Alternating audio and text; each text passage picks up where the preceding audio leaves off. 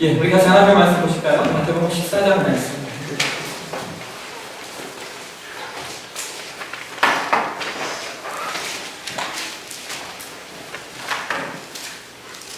마태복음 14장 22절에서 33절까지 말씀.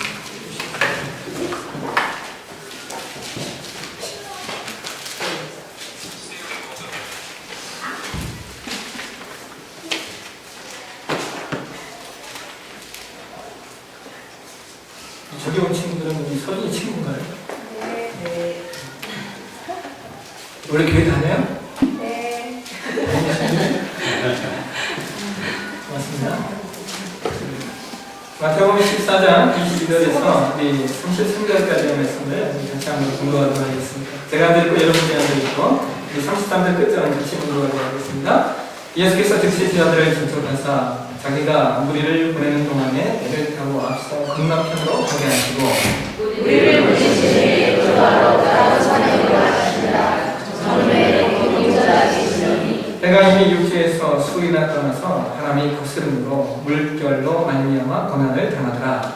사장님의 예수께서 바다 위로 걸어서 제자들에게 오시니 제자들이 그가 바다 위로 걸어오시는 거 몰라 유령이라 하며 무서워하여 소리 지르거늘 예수께서 즉시 이르시되 안심하라. 나니 두려워하지 말라. 베드로가 대답하여 이르되 주여 만일 주님이시거든 나를 명하사 무리로 오라 하소서 하니 오라 하시니 이르러가 에서 이어로 이고 걸어서 예수께로 가되 바람을 보고 무서워하여 가느니라 소리질러 이르되 주여 나를 구원하소서 하니 예수께서 주신 손을 내밀어 그를 붙잡으시며 이르시되 믿음이 작은 자여 왜 의심하느냐 하시고 배에 함께 오름에 바람이 그치는지라 배에 있는 사람이 예수께 전하며 이르되 진실로 하나님의 아들이로소이다 하라. 아멘. 조명을 드리겠습니다. 하나님으로도 우리에게 말씀을 주시옵소서. 주의 말씀을 가운데 증거되어질 때 우리가 주의 음성을 듣게 하시고 하나님의 말씀을 통하여 우리 가운데 교훈하시고 우리 가운데 함께 하시는 하나님의 성하신 뜻이 이루어지는 귀한 시간 되게 도와주시옵소서. 우리 모두 함께 하나님의 영광을 보게 하시고 전하는 자나 듣는 자나 허락하시는 은혜의 풍성함 앞에 모두 함께 세워지는 귀한 역사가 있는 귀한 시간 될 수 있도록 이끌어 주시고 성령님 교통하시고 좌정하시고 임재해 주셔서 아버지의 영광을 보여주시옵소서. 감사합니다. 거룩하신 예수님의 이름으로 기도합니다. 아멘. 본문의 말씀을 가지고 모험으로 사는 인생, 모험으로 사는 믿음이라고 하는 말씀 나누도록 하겠습니다. 스위스의 아주 독실한 크리스찬 내과 의사 중에 폴 투니에라고 하는 분이 계십니다. 이분은 기독교 지성계에 많이 알려진 분입니다.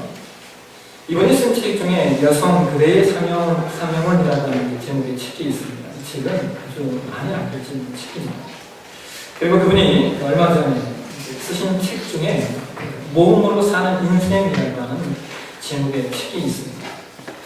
그 책에서 토니 박사는 하나님을 가리켜 모험하시는 하나님이라고 지칭을 합니다. 하나님이 만물을 창조하시고 만물 가운데 당신의 형상을 닮은 인간을 빚어 만드신 것은 하나님의 모험이라는 것입니다. 그리고 그 인간에게 그분의 생기를 불어넣으시고 자유의지를 허락하신 것 또한 모험이고 또 죄 속에 빠져 있는 인간을 바라보시며 하나님의 아들이신 예수 그리스도를 이 땅에 인간으로 나게 하신 일 또한 정녕 하나님의 모험이라는 것입니다. 제 가운데 있는 인간을 구속하시고 새롭게 하셔서 그 인생들이 하나님의 뜻을 이루어가며 살아가는 모습을 보기 위해서 그 아들을 십자가에 못 박고 피 흘리게 하신 것 역시 하나님의 모험이라고 말합니다. 사랑하시는 여러분, 하나님도 모험하시는 분이라면 하물며 우리 인생은 어떠하겠습니까? 인생을 사는 것은 어떤 의미에서 모험을 뜻합니다. 우리가 이 땅에서 태어나는 것 그 순간부터 삶의 모험은 시작됩니다.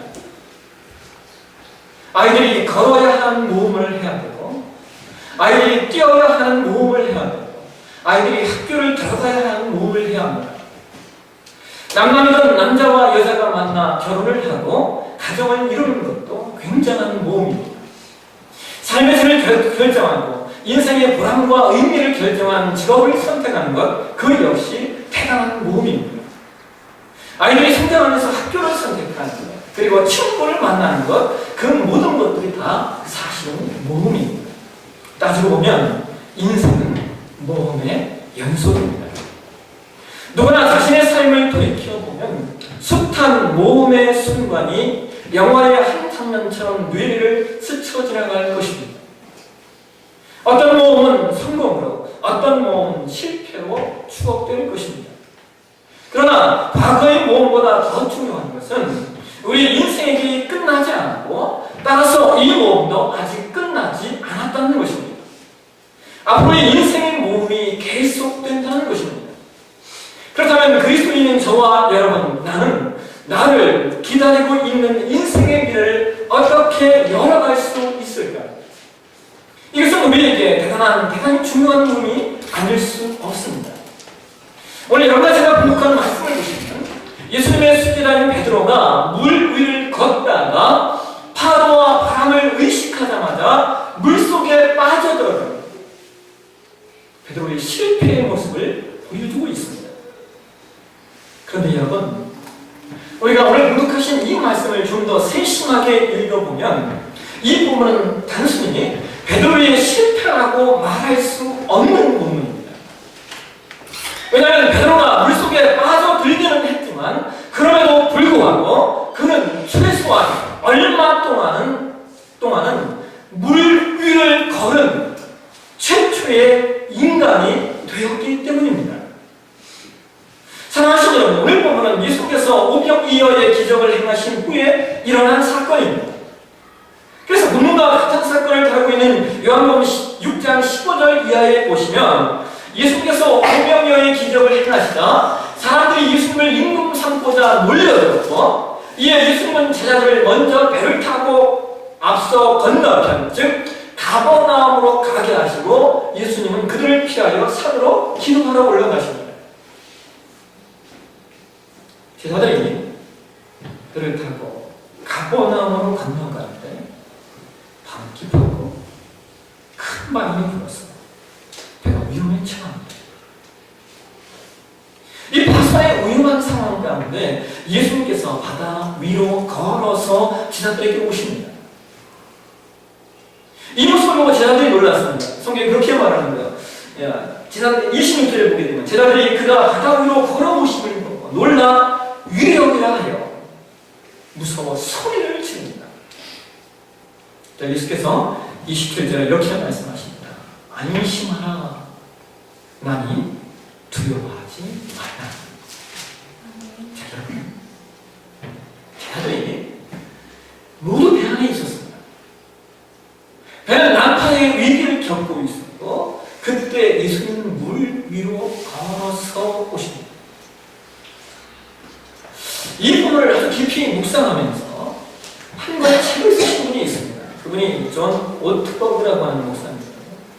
이분이 이 부분의 말씀을 묵상하면서 쓴 책이 뭐냐면 단순하게 믿으라라고 하는 제목의 책입니다. 단순하게 믿으라. 그래서 그 목사님이 이런 말씀을 하십니다. 인생에는 두 종류의 인생이 있다라고 합니다. 내가 타고 있는 배가 가라앉고 있는 것을 알면서도 그 배가 안전하다고 생각하여 배에서 뛰어내리지 않고 배를 붙들고 있는 인생이 있는가 하면, 세찬 파도와 바람을 보고도 과감하게 배 바깥으로 뛰쳐나오는 인생이 있다고 하는 겁니다. 그래서 그가 이렇게 말합니다. 당신이 물 위를 걸어가기 원하거든 배에서 뛰쳐나와야만 합니다. 배에서 뛰쳐나와야 물 위를 걸을 수 있습니다. 여러분, 본문을 보시면 모두 제자들이 배 안에 있었지만 그럼에도 불구하고 오직 베드로만이 예수님께 이렇게 말합니다. 28절을 한번 보실까요? 28절 같이 한번 읽겠습니다. 시작. 베드로가 대답하여 이르되 주여, 아니 주님이시오. 나를 떠나사 위로 올라가소서 하니. 베드로가 예수님께 말하는 거예요. 예수님이시라면 나를 물 위로 걸어오라고 말씀해 주십시오. 여러분, 이 말은 예수님이 말씀하시면 내가 물 위를 걸을 수 있다라고 하는 믿음의 전제입니다.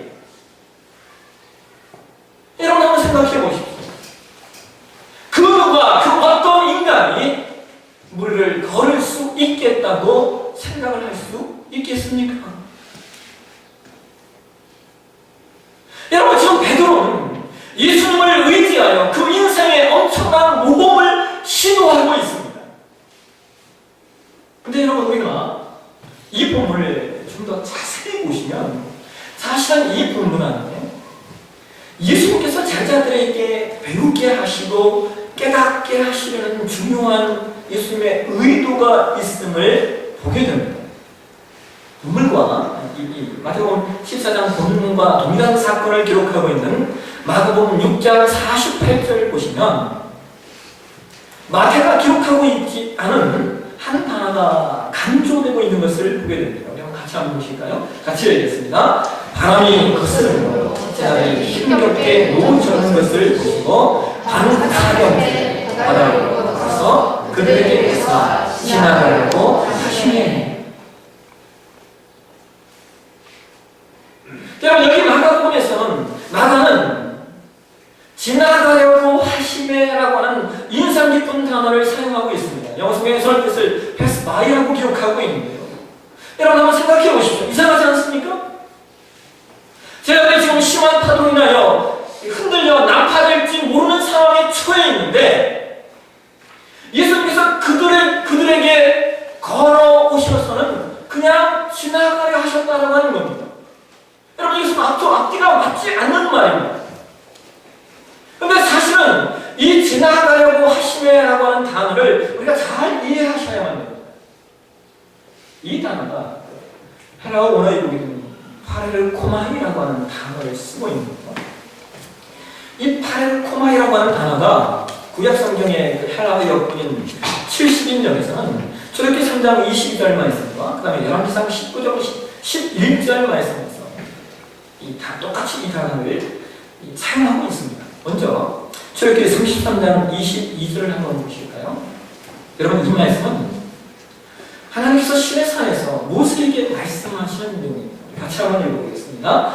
내 영광이 지나갈 때에 내가 너를 항상 품에 두고 내가 지나도록 내 손으로 덮어두었다. 너를 덮었다가. 여러분, 이 말씀을 잘 보시면 이 말씀은 그냥 단순히 사람 곁을 지나가신다라고 하는 말씀이 아닙니다. 지금 하나님이 누구에게 찾아오신 거예요? 모세에게 찾아오신 겁니다. 열왕기상 19장 11절 말씀을 한번 보실까요? 그냥 같이 한번 읽어보겠습니다. 시작. 여호와께서 이르시되 너는 나가서 여호와 앞에서 살아라 하시니 여호와께서 지나가시는데. 여러분, 이 열왕기상 19장 11절의 본문의 상황은 엘리야가 호렙산에서 바알과 아세라 선지자 850대 1로 싸워서 이겼음에도 불구하고 아합의 왕비 이세벨이 엘리야를 죽이려 들자 엘리야가 낙심하여 광야로 도망가서 로벳나무 밑에 앉아서 하나님, 이렇게 해서 하나님 차라리 죽는 게 낫죠 하고 있을 때의 상황입니다. 뭡니까? 하나님께서 엘리야에게 찾아오신 겁니다. 여러분, 이 마가복음 6장 48절에 지나가려 했다, 이 표현은 뭐냐면, 이 파레르코마이라고 하는 단어는 뭐냐면, 이것은 의도를 가지고 한 사람의 삶의 장에 의도적으로 찾아오시고 의도적으로 뛰어들어와 방문하는 모습을 가리킬 때 사용하는 단어입니다. 그러니까 오늘 이 마태복음 14장, 마가복음 6장 이 본문의 사건은, 이 베드로가 경험한 이 사건은 그냥 어쩌다가 일어난 사건이 아니라 예수님께서 의도적으로 이 상황을 만들어 놓으시고 베드로를 만나기 위해 다가오셨다는 겁니다. 베드로 입장에서는 모험입니다. 그러나 예수님 입장에서는 이미 이 사건은 예수님의 계획 속에 있는 것이고 그 사건을 통하여 베드로와 더불어서 제자들에게 예수님께서 알려주시고자 하는 중요한 의도, 내용이 있다는 것입니다. 사랑하시는 성경에는 이와 같은 일이 수도 없이 많았습니다. 모험입니다. 어떤 모험은 정말 생명을 담보로 한 모험이었습니다. 그러나 그것이 하나님 입장에서는 하나님의 계획입니다. 히브리서 11장으로 가시면 사람들의 이름이 쭉 열거되어 있습니다. 성경에 사람들의 이름을 열거하면서 그 사람들의 이름 앞에 이런 단어를 붙이고 있습니다. 믿음으로. 믿음으로 아벨, 믿음으로 노아는, 믿음으로 아브라함, 믿음으로 이삭은, 믿음으로 야곱은, 믿음으로 모세는. 사랑하시는 하나님의 노아에게 말씀하십니다. 내가 홍수로 세상을 심판할 것이니 방주를 만들어. 여러분, 학자들은 말합니다. 당시 노아는 한 번도 비를 경험한 적이 없다고 말합니다. 어쩌면 노아는 홍수라는 말이 무슨 말인지도 몰랐을 것입니다. 그렇게 노아는 비가 올 징조가 전혀 없는 그 맑은 하늘 아래에서 장장 120년 동안 방주를 만드는 것입니다. 여러분, 이런 노아의 행동이 어찌 모험이 아니겠습니까? 하나님께서 아브라함을 부르시고 말씀하시는 겁니다. 내가 너를 위하여 약속의 땅을 준비했다. 그 약속의 땅을 향해 나아가라. 말씀하셨습니다. 정들었던 고향과 친구와 친지와 작별하고 새로운 땅을 향해 떠나간 아브라함의 행동이 여러분 어찌 모험이 아니겠습니까? 100살 되어 낳은 아들 이삭을 하나님의 명령에 따라 제단 위에 눕힌 것 또한 어찌 모험이 아니겠습니까? 후에도 제가 이스라엘 백성들을 거느리고 애굽을 떠나 젖과 꿀이 흐르는 가나안 땅, 가나안을 향해 광야로 돌아선 이 모세의 이 행동이 여러분 어찌 모험이 아니겠습니까? 수많은 어려움 속에서 드디어 가나안 땅에 들어섰지만은 그 땅에 여리고라고 하는 거대한 성이 버티고 있습니다. 여러분 기억하십니까? 그러나 여호수아는 하나님의 명령을 쫓아 이스라엘 백성들을 거느리고 하루에 한 바퀴씩 여리고 성을 돕니다. 여러분 그 바보 같은 모습, 여러분 그것이 어찌 모험이 아니겠습니까? 여러분 그 모험들을 통하여 하나님께서 사람들에게 배우게 하신 것이 무엇일까요? 그 모험들을 통하여 그 하나님의 사람들이 발견한 것이 무엇일까요? 여러분 그것은 바로 믿음입니다. 믿음. 하나님을 신뢰하는 것, 하나님을 의지하는 것을 배우게 하시는 것. 하나님의 말씀을 순종하여 자신의 독자 이삭을 제단 위에 올려놓았던 아브라함의 모습을 히브리서 기자는 히브리서 11장 17절에 이렇게 기록하고 있습니다. 아브라함은 시험을 받을 때에, 아브라함은 테스트를 받을 때에 믿음으로 이삭을 드렸으니. 하나님께서 아브라함의 믿음을 테스트하시는 겁니다. 아브라함의 믿음을 쌓아가시기 위해서 하나님은 아브라함을 모험의 자리에 던지신 것입니다. 미국에 아주 유명한 교회 중에 세들백 교회라고 하는 교회가 있습니다. 물론 우리 개혁신학의 입장에서 보게 되면 평가해야 될 내용들이 여러 부분이 있습니다만 일반적으로 복음주의 교회 안에서 전 세계적으로 가장 모범적인 교회 중에 하나라고 인정을 받고 있습니다. 제가 개혁주의 신학을 하기 전에 세들백 교회 이야기라고 하는데 책을 읽었습니다.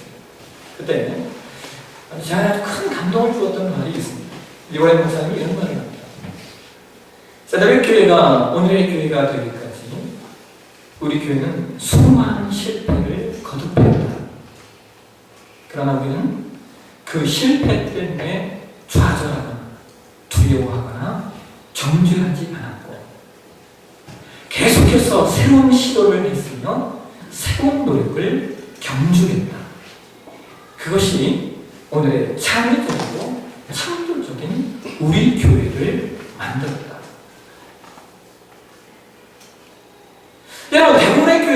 시점까지는 이렇게 성장하다가 나중에 점차 쇠퇴하고 서서히 죽어가는 이유는 변화에 대한 두려움을 갖기 때문입니다. 이만큼 왔으면 됐지, 이 정도면 됐어 하면서 실패에 대한 두려움으로 더 이상 나아가길 거부하고 아무것도 시도하지 않을 때 교회는 쇠퇴해 가는 것입니다.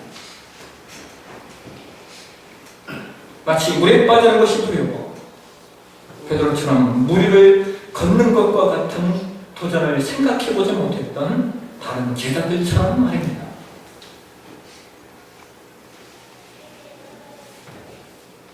스펜서 존슨의 세계적인 베스트셀러 중에 누가 내 치즈를 옮겼나라고 하는 책이 있습니다. 그 책을 보면 두 명의 꼬마 인간과 두 마리의 생쥐가 줄어들어가는 치즈를 보면서 그 상황을 어떻게 대처하는지에 초점을 맞춰 이야기가 전개가 됩니다. 저자가 이렇게 말합니다. 사람들은 흔히 변화가 우리에게 낯설다는 이유로 변화 그 자체를 거부한다.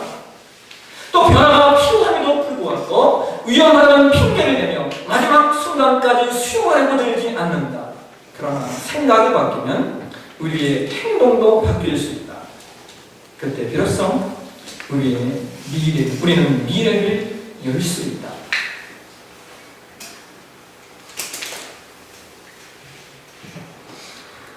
지금은 아주 훌륭한 교회를 형성하시고 은퇴하신 이동원 목사님이라고 하는 분이 계십니다. 이분이 한국에 오시기 전에 미국에서 목회를 했습니다. 미국에서도 아주 건강한 교회를, 아주 아름다운 교회를 이렇게 형성을 했습니다. 근데 하나님께서 어느 날 자꾸 마음속에 마음을 주시는 거예요. 한국에 나가서 교회를 개척해라. 마음을 주시는 거예요. 그래서 그분이 하나님께 기도하고, 그 다음에 아내와 의논하고, 그 다음에 자식들과 의논을 했다고. 자식들이 그 당시에 고등학교 1학년, 고등학교 3학년이었는데, 이렇게 얘기해요. 하나님께서 아빠의 마음속에 자꾸 한국에 나가 개척하는 부담을 주시는데, 너희들은 어떻게 생각하니? 당시 고등학교 1학년, 3학년 되는 자녀를 두려워하고, 성장하고 있는 아름다운 교회를 두려워하고 떠난다라고 하는 것이 결코 쉬운 결단이 아니었는데 아이들이 이렇게 말하더라고요. 아빠, 나는 아빠가 잘하리라 믿어요. 그의 아이들의 말을 하나님이 당신의 마음속에 주신 부담인데 누가 말리겠어요?